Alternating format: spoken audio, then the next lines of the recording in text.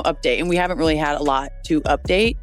But I do want to get into some details because we've been having CBA calls, which is like our player representation in the league. Yep. And you're directly a part of these, or you get like Spark Notes? No, you are directly a part of these. Okay. So you have like so many different executive boards and like our exec meets, there's like player reps, there's CBA reps. The fastest way to destroy a multi-billion-dollar corporate empire is when middle management starts believing they are the board of directors. Once the supporting cast convinces itself that it is responsible for generating the revenue, the entire financial structure begins to crumble. Right now, many critics argue that this is exactly what is happening with the WNBA Players Association. According to this view, the union may be heading toward one of the most dramatic financial miscalculations ever seen in modern professional sports. And the most troubling part is that the players pushing the hardest could ultimately lose the most. At the center of the discussion is Sophie Cunningham, a respected veteran role player for the Indiana Fever. Unlike union executives, she is someone who shares a court with Caitlin Clark and has witnessed firsthand the surge of attention surrounding the league. Sold-out arenas, new sponsorship deals, and a massive television agreement, often cited around $2.2 billion, have created what many call the biggest economic boom in the history of women's basketball. Cunningham has a front-row seat to that momentum and knows where much of the new revenue is coming from. However, during a recent public podcast appearance, Cunningham discussed the union's negotiating approach and the latest financial proposal from league owners. Critics claim that in trying to outline the players' strategy, she unintentionally exposed what they see as a major disconnect between locker room expectations and the economic realities of the league. Her comments sparked debate about the open-the-books narrative often used in labor negotiations and whether players fully understand the financial structure behind the league's growth.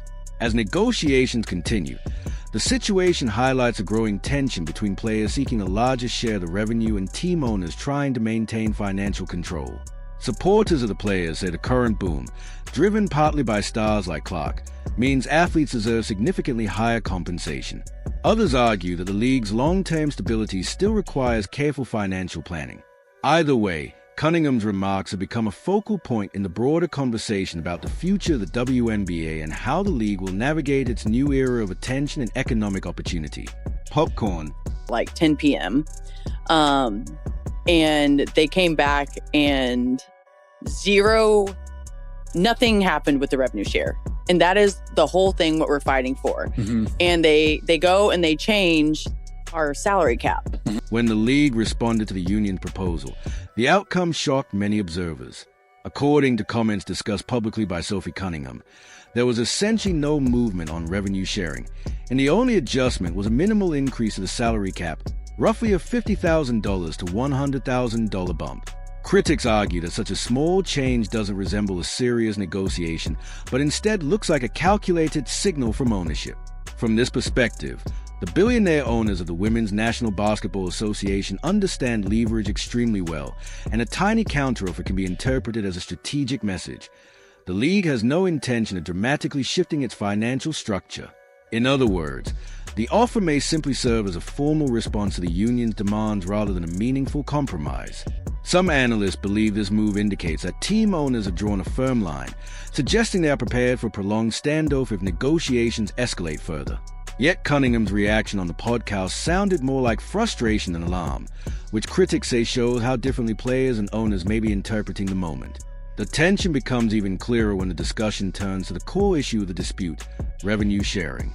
The WNBA Players Association is pushing for a dramatic shift toward a 50-50 revenue split, similar to the model used in the National Basketball Association.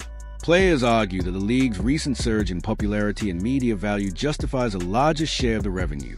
However, skeptics counter that the economics of the WNBA are still fundamentally different from the NBA, and they question whether the league's financial structure can support the same kind of agreement. As a result, the debate has become a clash of expectations. Players see rising visibility, packed arenas, and growing media deals as proof that the league has entered a new financial era. Owners, on the other hand, appear cautious about restructuring the entire economic model of the sport. This growing disconnect between the locker room's expectations and ownership's financial strategy has turned the ongoing labor talks into one of the most intense and closely watched negotiations in the league's history. more. That's more ticket sales. That's more games. That's more people spending money. Yeah. And so in our negotiating now, if we signed it, we will never see more than not even close to 16% of revenue share. And that's Man, the thing is, bro.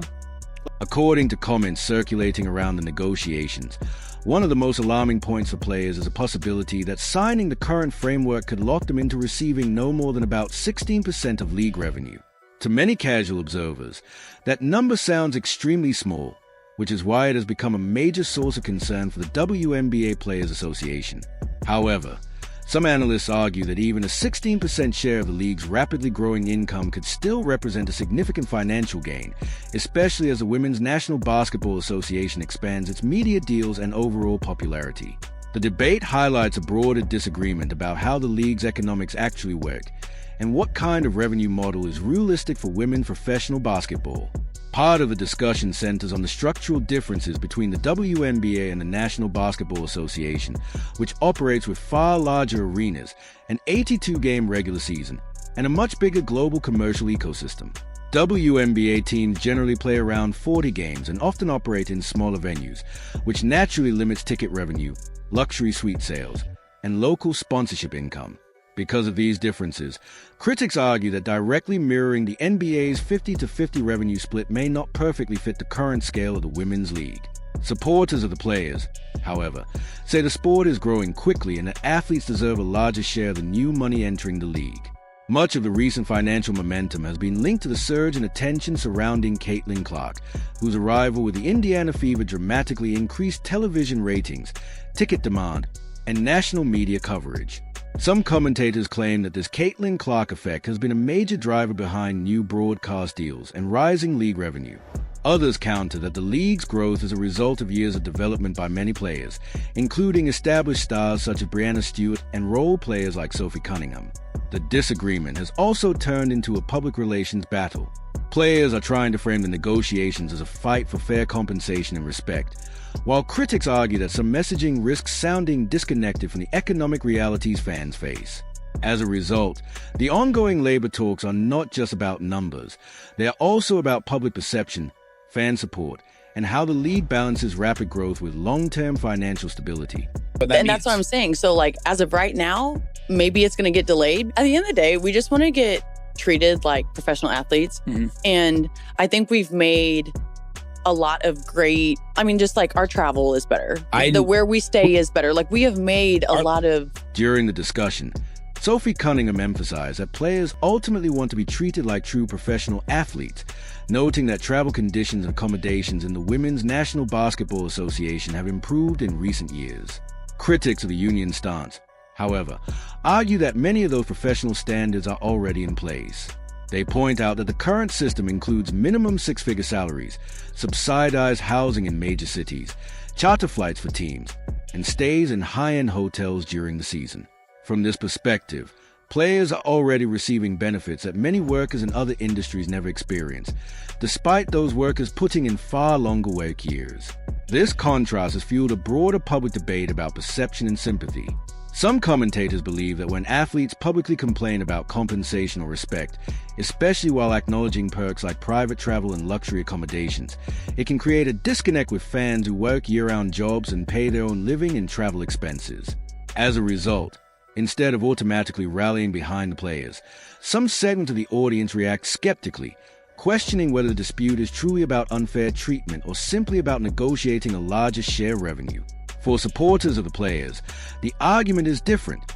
They believe professional athletes who generate entertainment value deserve stronger financial recognition and long-term security as the league grows. But critics claim that when negotiations reach a stalemate, labor disputes sometimes escalate into increasingly ambitious demands as a way to regain leverage in the conversation. That tension between public perception, economic expectations, and negotiating strategy has become one of the defining themes of the ongoing debate between the WNBA Players Association and league ownership. We haven't seen the books. They're talking about expenses and how expenses are so... It's show us. Show us. And well, you just have to trust us. There's no way we're trusting you guys. There's no way. Just show us if you're... I don't know. A major flashpoint in the current labor debate centers on transparency and trust. During the discussion, Sophie Cunningham suggested that players want to see clearer financial details from league ownership, arguing that if expenses are being used to justify the current revenue structure, the numbers should be openly demonstrated. Critics, however, say that demanding full access to internal financial records from the owners of the Women's National Basketball Association is unlikely to succeed. Professional sports leagues are typically run by extremely wealthy ownership groups with complex corporate structures, large accounting teams, and tightly controlled financial data. Because most teams are private businesses, owners generally have no obligation to publicly reveal their full financial ledgers during negotiations, which makes the open-the-books demand one of the most controversial points in the dispute. Supporters of the players believe transparency is necessary to ensure that athletes are receiving a fair share of the revenue they help generate. Skeptics counter that private ownership groups rarely disclose detailed financial information to employees, even in other major industries, and that expecting them to do so could stall negotiations rather than move them forward. The disagreement highlights a deeper strategic divide between the WNBA Players Association and league ownership. Players want stronger guarantees and a larger percentage of revenue, while owners appear determined to maintain control over the league's financial structure. The debate has intensified because the WNBA is experiencing a surge in attention, much of it connected to the arrival of Caitlin Clark with the Indiana Fever.